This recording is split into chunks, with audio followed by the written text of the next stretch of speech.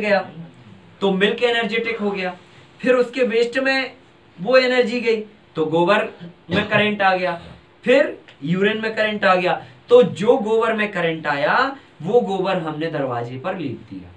इससे क्या फायदा हुआ? बाहर की गलत चीजों को ये करंट रोक के रखेगा। समझ ना, ये कारण है उसका दरवाजे पे लीपने का। मतलब किसी भी तरह के बैक्टीरिया, किसी भी तरह की वायरल डिसीज या किसी भी तरह की कोई भी गलत एनर्जी, नेगेटिव पॉइंट, हाँ नेगेटिव एनर्जी जिसे अपन कहते हैं, वो घर के अंदर प्रवेश नहीं करेगी। ये इसका साइंटिफिक रीजन है। दूसरी बात, आपने देखा होगा जिनकी शादी हो चुकी है गोबर के गणेश बना के हुई होगी, है ना? ठीक है कि नहीं? हाँ, तो गोबर के गणेश क्यों बनाए जाते हैं? सोच के देखो जरा, क्या कारण था भाई? जो है ना, अभी तो मिट्टी के गणेश बना के और जो है ना बाजार में मिलते हैं, ठीक है कि नहीं? अगर मतलब हम पढ़ी लिखी भाषा में कहें तो बाजार में मिलते हैं, आप उनको लाके रख लो, है कि नहीं? या मूर्ति रख लो।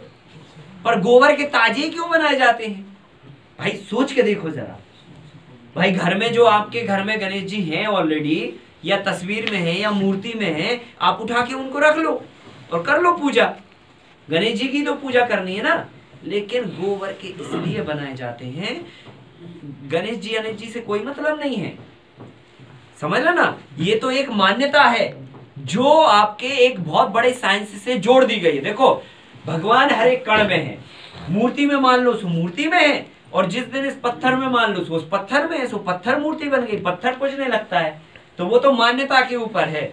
आपका मन जिसमें भगवान मान लो, भगवान तो हर कण में है, ठीक है? इस सृष्टि के पूरे निर्माण में 5 तत्वों का जो मूल है वो भगवान शिव है या ईश्वर है। और ये जो 5 तत्व हैं, 5 तत्व के बाद कुछ बचते ही नहीं है। आप बताओ, जैसे फॉर एग्जाम्पल हम एक धरती तत्व है, तो ये धरती नाप लो, कहीं खत्म हो रही क्या? कहीं खत्म नहीं हो रही। मतलब जहां खत्म होगी तो लास्ट में जाके जहां वहीं पे आ जाओगे जहां से शुरू हुई आपकी। मतलब आप फीता लेके नापने बैठ जाओ, इसका पूरा रेडियस पूरी पृथ्वी को गोल करके नाप दो, तो ये कहीं खत्म होने वाली नहीं है। वापस आप कहां आ जाओगे? जहां शुरू हुई, ठीक है? फिर उसके बाद दूसरा तत्व अग्नि, ठीक है? सूरज को आप देख लो, पूरे ब्रह्मांड में अग्नि वो फैलाता है। तीसरी हवा, पूरे ब्रह्मांड में है। कोई भी ऐसी जगह है जहां पर हवा ना हो? हर जगह है कि नहीं है? हर जगह है पूरे ब्रह्मांड में। चौथी चीज को लेकर चले जाओ। चौथी चीज क्या है? जल। पूरी पृथ्वी पर है, ठीक है? और उसके बाद अब क्या स्पेस बचता है? अब स्पेस ये बच रहा आपका, है ना? होल पूरा ब्रह्मांड, है ना? आकाश। तो उसमें क्या है? बचे ही क्या? आप कुछ भी नहीं बचा। कोई भी एक स्पेस ऐसा बचा जहां पे इन 5 तत्वों का स्वरूप ना हो। भाई धरती पे धरती है, पानी की जगह पे पानी है, अग्नि की जगह पे अग्नि है, वायु बाकी की बची वायु, और बाकी के जगह में बचा आकाश, तो बाकी जगह में पूरा वो हो गया। लो साहब, अब क्या एक कण भी जगह बची? कहीं नहीं बची।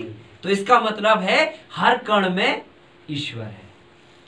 समझ रहे ना? क्योंकि ये 5 तत्वों से मिलकर ही प्रकृति का निर्माण हुआ, और ये 5 तत्व जो है ना, कहीं पर भी ब्लैंक नहीं है। मेरा कहने का मतलब यह है कि जैसे आपने ग्लास में पानी भरा, तो जब आपने पूरा ग्लास भर दिया तो अब कोई स्पेस नहीं बचा, और आपने आधा ग्लास बचा भरा तो ऊपर से स्पेस बचा है।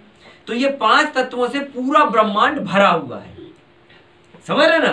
कहीं पर भी एक ऐसा इतना सा भी स्पेस नहीं है जहां पर यह कहा जाए कि इन 5 में से, इस स्पेस में ये 5 में से कोई तत्व नहीं है क्या? बताओ आप। नहीं है, पॉसिबल, कहीं पॉसिबल नहीं है।